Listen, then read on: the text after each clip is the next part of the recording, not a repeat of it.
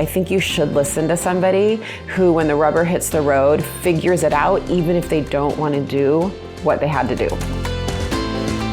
I focus on the process, not the outcome. And really what I put pressure on now, Reed, and what I have for years, and I've trained myself to do, is to fiercely adhere to what the next right step is and doing that the right way.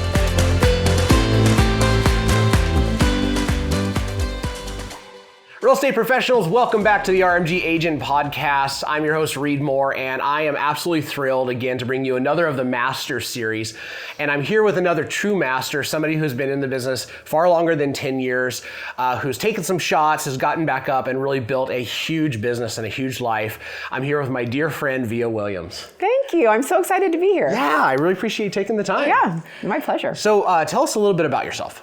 Well, I am very old, apparently, if I've been doing this for much longer than 10 years. I feel that. I get that. I was thinking about it. It's been 22 years in retail, like resale real estate. And then if I go back, it's been longer than that. So it's been a long time. But I'm from Seattle, Washington, technically Kirkland, Washington. Yes, beautiful place. So for all of you guys the Kirkland brand for Costco, it's named after my town that I live in because it was starting there. But I have been in real estate since I got out of college. I went to college in California. I came back to Seattle, got into new development real estate, like builders and developers, and then went and took a break and went into radio sales, which the only reason I mention that is it's such a good, if you can sell air, like you can sell houses, you know what I mean? Yes. And I have a theory, we actually don't sell houses, we sell ourselves. I agree. And so, our sales process ends with them signing an agreement with us, not signing an agreement with the house, especially now, right? Yes, after NAR. sure.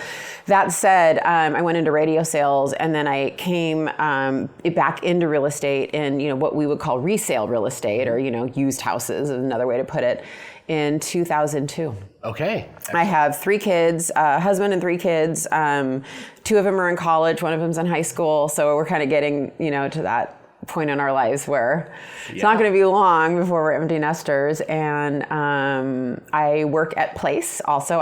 That's unique about me. I have a full-time job. I'm the head of industry for Place, which is a company that, as you know, Ben Kinney and Chris Suarez founded. Great company. It's a great company. And then I have a real estate team with my brother. So he's my business partner, and we have that team in Kirkland, Washington. So, yeah. Awesome. So what we want to do is we want to impact, empower, and encourage agents. And so I always like just to ask this question, if you were to put false humility aside and you were just to say like, here's the gig, why should somebody listen to you? Well, this is how I'll answer that, Reed. I was super successful when I first got into real estate. Side note, I had a horrible first year in real estate. Tell me about that. And I only say that because if there's any new agents listening, like it was, I don't know, I might have sold 2 or 3 homes, I don't think that's an indicator. I've never thought your first year is an indicator. And I went on to be top 1% in the nation very soon. It was fast.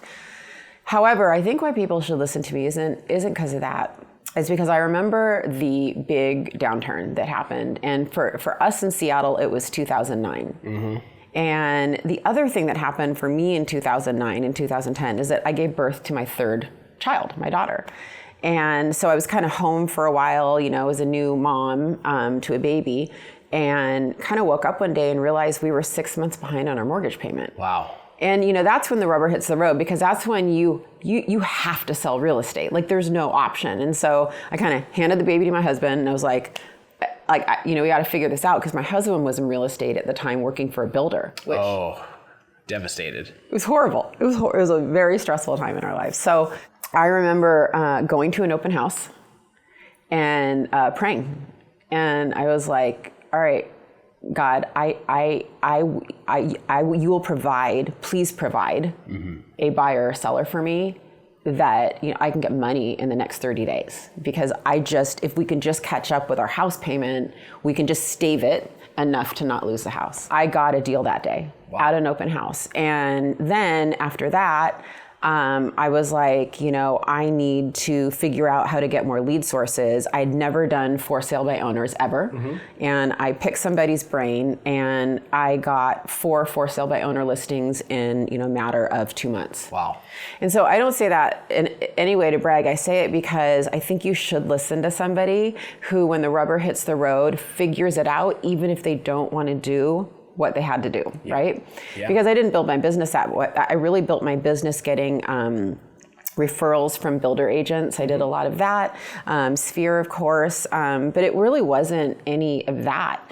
And yet, throughout my career, there have been times where I just have done what I need to do to provide for my family. Sure. So I think that's why people should listen to me. I love it. Okay, let's dive into that because it's over the last couple of years, we've watched lots of agents freeze. Right. And you're looking at them and you have lots of empathy because you're like, if you don't do this, then there are big consequences. And some people shake out of being frozen and they just do something, right? They just get after it. And it's almost like the old Art Williams speech, just do it. Yeah. Right. And it's in some ways it's so hard to hear because it doesn't have any technical anything, but if you've experienced that, you actually know what he's talking about. Like you just have to go do something. So what caused you to go that way instead of just throwing your hands up and losing the house and here we go? Well, I think I don't want to speak for everybody. Everybody probably does have their moment of freezing for a bit. Sure. Like that probably happens to everybody. And so, I mean, that's okay, as long as you get out of that pretty quickly, right? Yeah. We heard a speaker this week who kind of talked about that, right? We heard someone who got her leg blown off at the Boston Marathon she went through, I think, 3 years at one point of going into fetal position before she came out and changed the world. Yeah. Right? So, I mean, there's that. But the quickest way out of stress and fear is action. Yeah. And so, my life, I guess mantra, I don't know the word, but my life mantra is, you don't have to see the top of the stairs to know what the next step is. That's a Martin Luther King quote. It's actually a quote on faith. Yeah. But I live my life that way. So I focus on the process, not the outcome. And really what I put pressure on now, Reed, and what I have for years, and I've trained myself to do, is to fiercely adhere to what the next right step is and doing that the right way. And I just don't always know the outcome, and that's okay. And I just knew that I had to get into action lead generating with different things.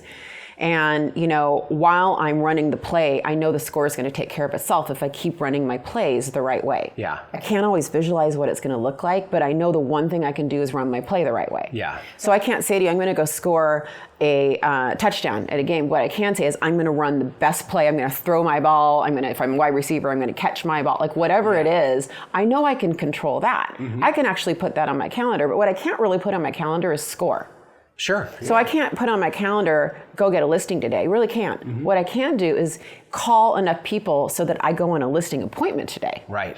That can go on my calendar, right? Yes. So I would say that's been a deeply held belief that's been extraordinarily effective in my life, and it's really good for real estate. Yeah, gosh, I just love that. I mean, there are times, maybe more than a few times, where the top of the mountain is too far away or the hole you've dug is too high, that any idea of vision or even somebody saying, where do you want to be in 5 years is like, seriously?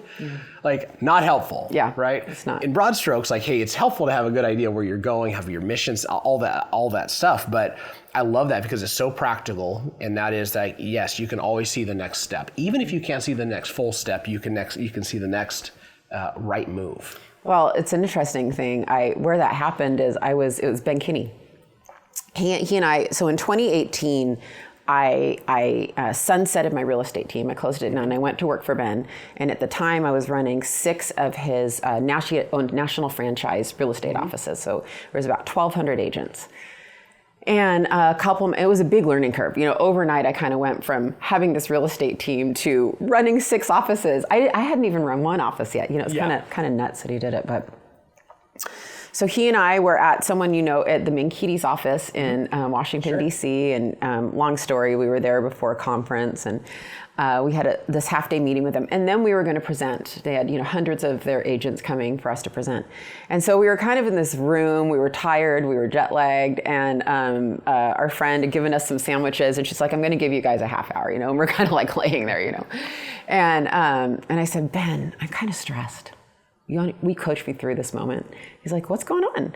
And, I was like, I just started this new job for you. Like, I want to do a really good job. And I'm just kind of struggling. Like, there's so many goals. I get a little frozen. Sure. Like, I'm not sure. Like, I think sometimes I get frozen into inaction because there's so many things we need to do. And he's sitting with his feet up, and I have my feet up, and we're kind of like laying our heads back, just tired. And he leans up and he goes, see that sliding door over there? Because we were in an office. Mm-hmm. And I go, yeah. And he goes, all right, so if you wanted to go to the White House right now, right?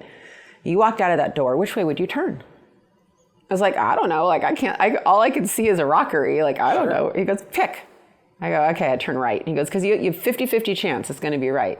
He goes, what if you turn left? I go, I don't know. Maybe if I turn left, there'd be like a dead end. He goes, right. So what would you do?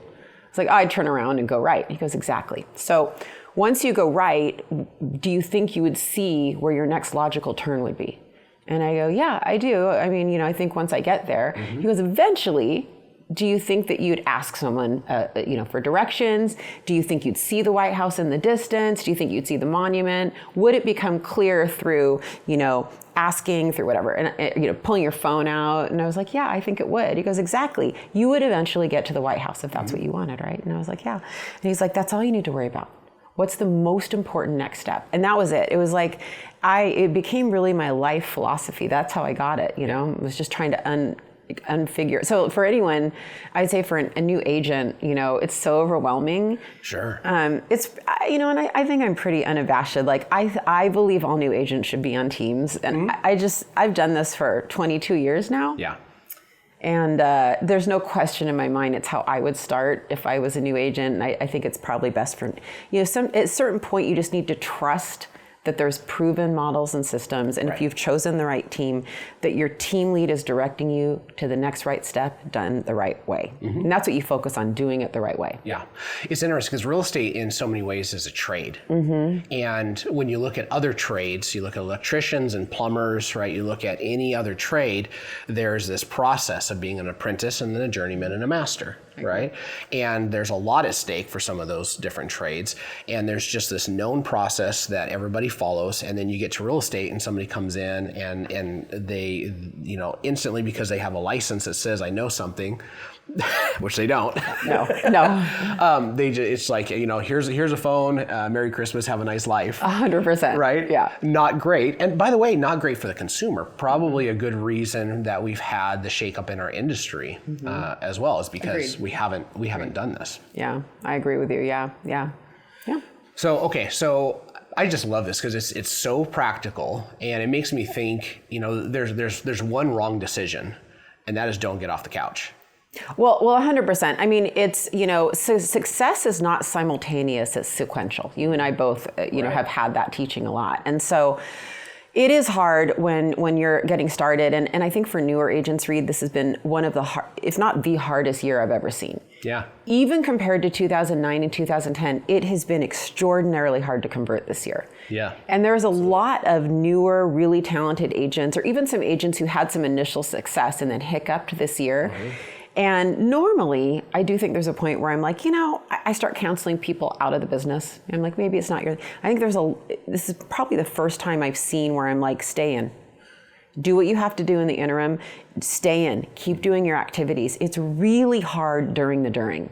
Yes. It's really hard when you're in the middle and you're feeling a little bit of momentum with your actions, but you're not seeing it in the results. I would share with all of those agents, we're filming this, or recording this, I should say, at the end of 2024. Mm-hmm. Keep going. This isn't the time to quit right now. Right. Don't you think? I do. There's that old sailor, you see it on some old guy's knuckles, says hold fast. Yes, right? This is that moment. Yeah, and it's like you're in the middle of the storm, you're full of fear, all this other stuff, right? Jumping in the ocean is not the best choice. No. Hold fast, right? Yeah. Yeah. It seems like over most of my career, after about a 5-year period of time, somebody's very seasoned. And it seems like this last 5-year period of time, that has not been the case. Because somebody who's been in the industry for the last 5 years, predating the last 2, right? Lots of confidence, lots of skill, and then they hit, 23, 24, and then they realize that there were a lot of the fundamental skills of real estate that they never had to learn, right? What do you say to the person who's 5 years in and looking at calling it quits? Yeah, it's a great one. And I really, truly, what I'm about to say is not self-serving. Like, I really mean this. As you know, I coach and consult with real estate team owners all over the U.S., right? Small, medium, large, all brokerages across all brands and whatnot. I've never seen so many agents 4 or 5 years in moving to teams than I have now. Yeah. Because of what you said. Because there comes a point where, the skill sets that got them success then are not what are going to get them success now, right? Absolutely. There's so much research that shows agents on teams make more income than agents on their own. Absolutely. And I'm really not trying to be a shill for real estate teams. I'm truly not. But when you get to a ceiling of achievement, as you well know, the only way through that ceiling of achievement is to apply different models, systems, innovations. If you want to be creative, that can work too. But you have to change something. Yes. And so is it your lead sources? Is it your skills? Is it, making sure that you have accountability, right? Is it is it your, going to an environment where everybody's going to be lead genning together for 2 hours a day, or you're not? But you have to change something up. Yes. It doesn't mean that you need to give it all up and jump in the water. I liked your sailor analogy, right? You don't need to jump in the water. You might need to go to a different boat. Yeah. And so that's my comment about it.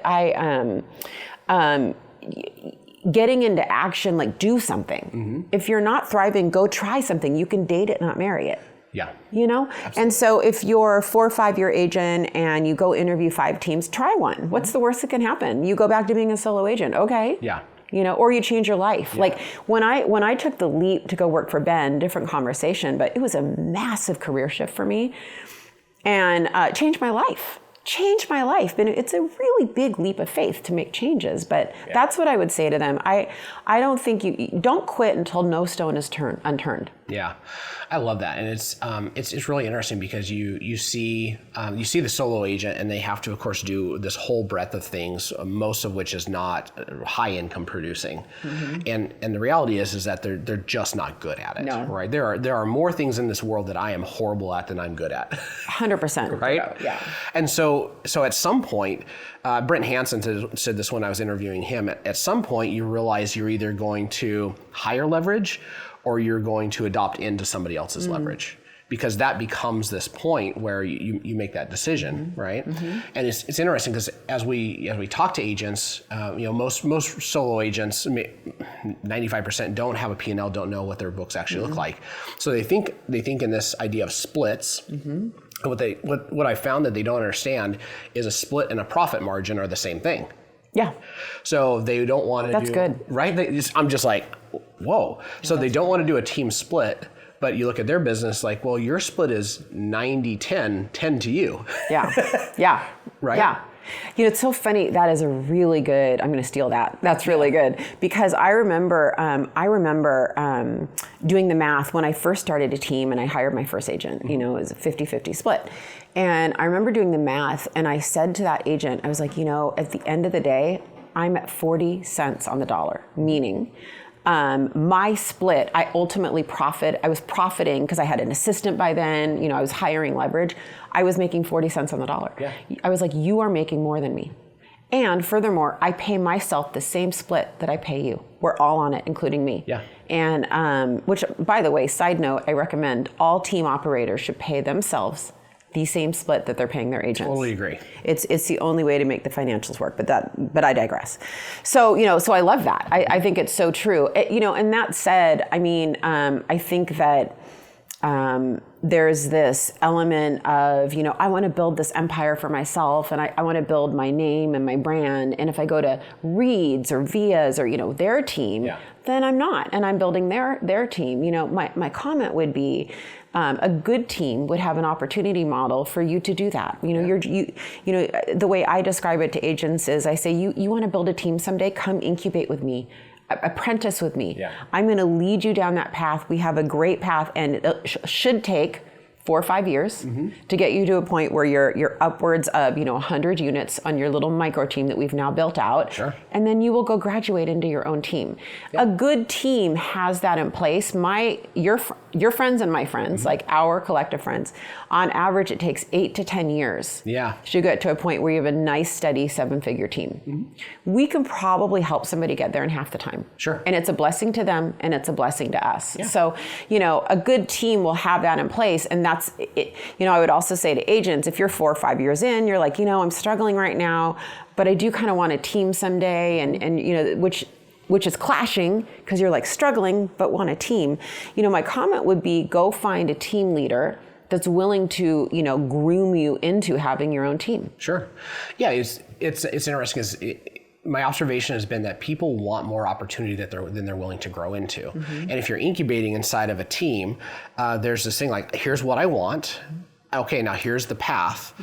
And if you decide that you're not going to go down that path by choice or by action, you're still in a great spot. Yeah. And if you do decide to go that, then you're in a spot where you have maybe more opportunity with that team, or you can go launch something. But there's just this whole incubating process that really serves the agent really well. Yeah, I'm glad you brought that up. I had an agent for a long time with me, and she was netting around $250 a year. So it was about 500 GCI. We have pretty much a 50-50 split on my team.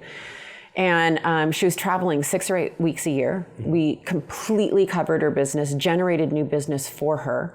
And she drove a Mercedes. She had a condo in downtown Seattle. She was living her best life. And I remember saying, hey, do you want to start your own team? She's like, heck no. Yeah. Never. And to this day, she's one of the top agents in Seattle market. She will never have a team. And I'm kind of like, she might have it more figured out than us. I'm like, I've had a few of those days. She's so smart. I think she's probably at 300 to 400 net to herself. Like, why would she ever start a team? She's literally living her best life, way higher profit margin than her team lead. I know this. Sure. And so I mean, to your point, but she's created a life where she could choose to do that. Sure. She'd be poised to do that. She just doesn't want to. Yeah, it's really interesting because if you look at a lot of business models that are service-oriented, independent contractors, and there is at least in the conversation, no practical limit to what you can achieve. Yeah. You see some people, they go and they build big things, and that gets a lot of attention and it gets a lot of focus, and it is a model because leverage and all those things are modeled out in that. The challenge is not everybody wants it. No. And I've seen so many agents that, you have conversations, you're coaching them, whatever, and you can just tell they don't want anything that has to do with building this. They just want that because they see that as success. And for them in their journey, it's not. Yeah. Right?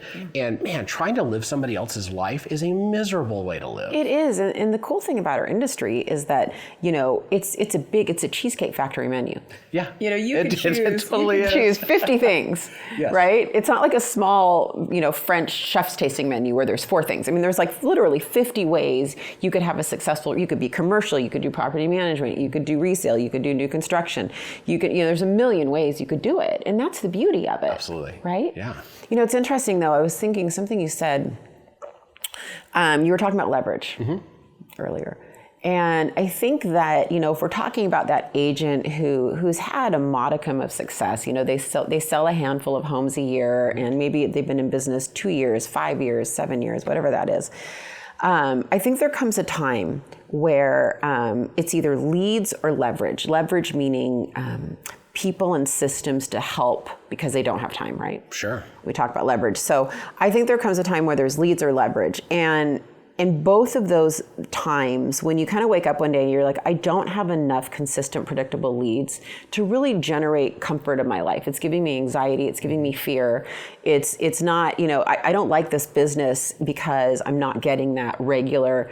I'm not really guaranteed at this stage enough leads to bring in my 12, 24, 36, 48 deals a year I want to do.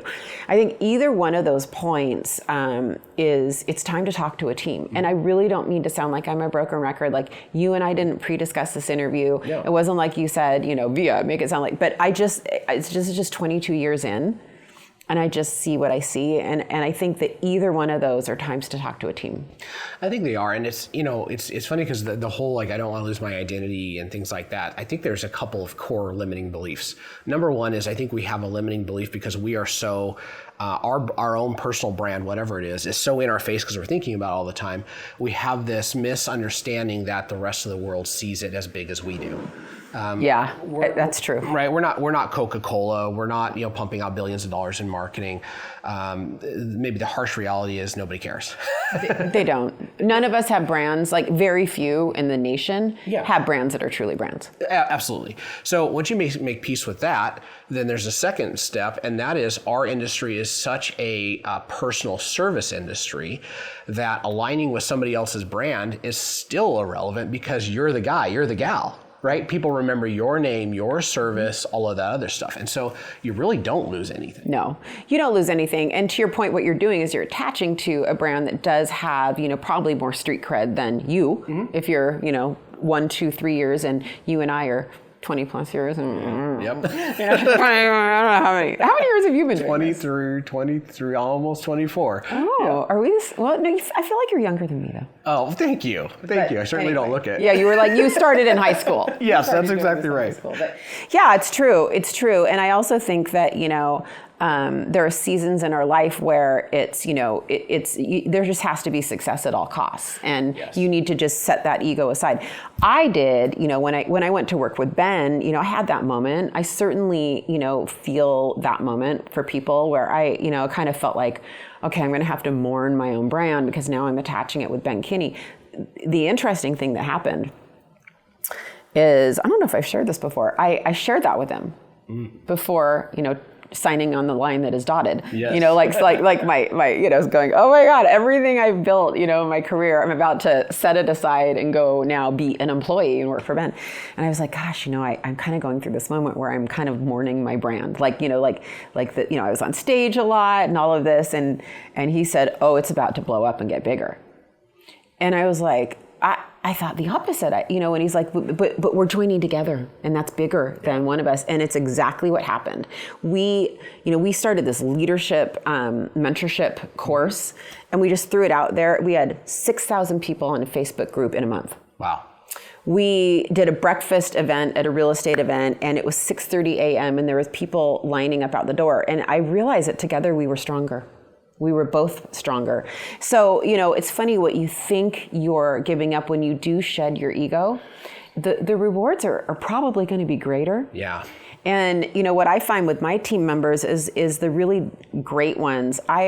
They have more stage opportunities and podcast opportunities than they ever had because they're in my world. Sure. And because I want them to be recognized. Yes. And, honor them and stuff. So it is kind of interesting how what a typical agent thinks is going to happen is probably the opposite. They're probably going to amplify their name and their brand. It's so good. And that's certainly because you did have a name and a brand inside of our world and it absolutely got amplified. Yeah. I don't know that people who aren't in like an organizational leadership role understand how much good leaders absolutely obsess over the success of their people.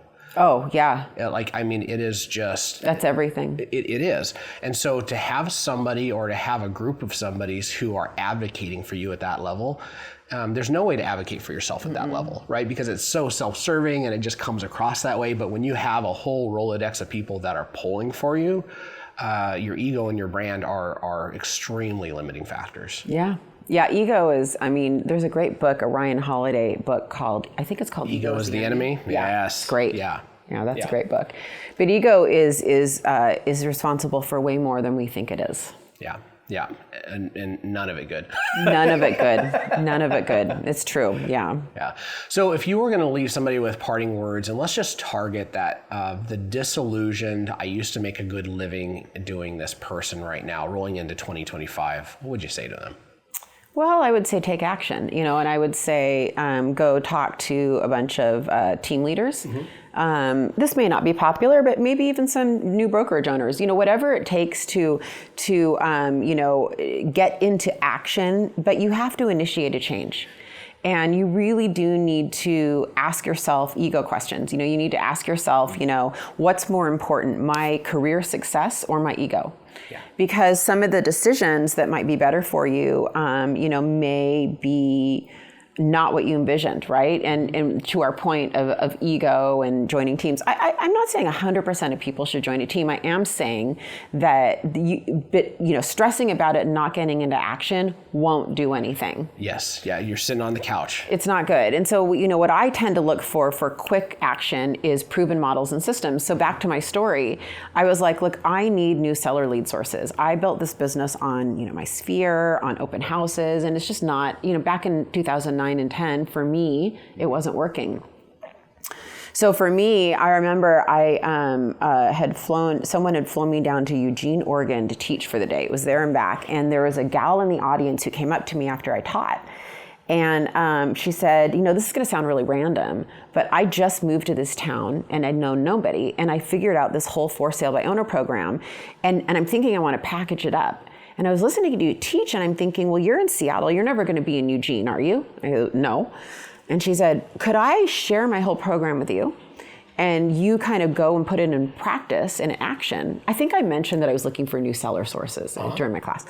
And then we can iterate back and forth, right? And I go, absolutely. So we sat down. We didn't really do Zoom back then. We sat down and she walked through the whole thing. I had a couple phone calls about it. Mm-hmm. And like I said earlier, I think I got 4 listings, which in Seattle, that's a lot. Sure. We have a high price point. And got my whole team mobilized. To this day, where we do great with for sale by owners. Yeah. So, I say that because, that was me taking a proven model and system, mm-hmm. right? And just enacting it with, if I failed, I failed, but sitting on my hands, I would have failed. And so there was really no failure there. Even if I wouldn't have gotten a listing, I would have learned that this is just a source not suited for me, sure. right? I would have been able to cross that out. Right. And so, whatever you do, if you're that disillusioned agent, you have to get into action. And, a lot of times it's informational interviews, it's coffees, it's lunches, yeah. it's getting on YouTube, it's, listening to podcasts like you are, but you have to start learning and doing new things. Yes, I love that. Especially just rolling into this new year. If what you've been doing or what you haven't been doing isn't working, it's time to start moving forward. Yeah. Time to get off the couch, choose left or right, yeah. and just start walking. 100%. Love it. Vija, thank you so much for taking the time to interview. This was massively impactful. This is going to provide a lot of value to our audience. Well, so thank you. Thanks for having me. Yes. All right, guys, another wonderful Masters Series interview with the Vija Williams. As always, guys, go to areapro.com/RMG. Check out that product. We think that every real estate professional should have it. And go like, subscribe, share, and spread the love. Love you guys. Take care.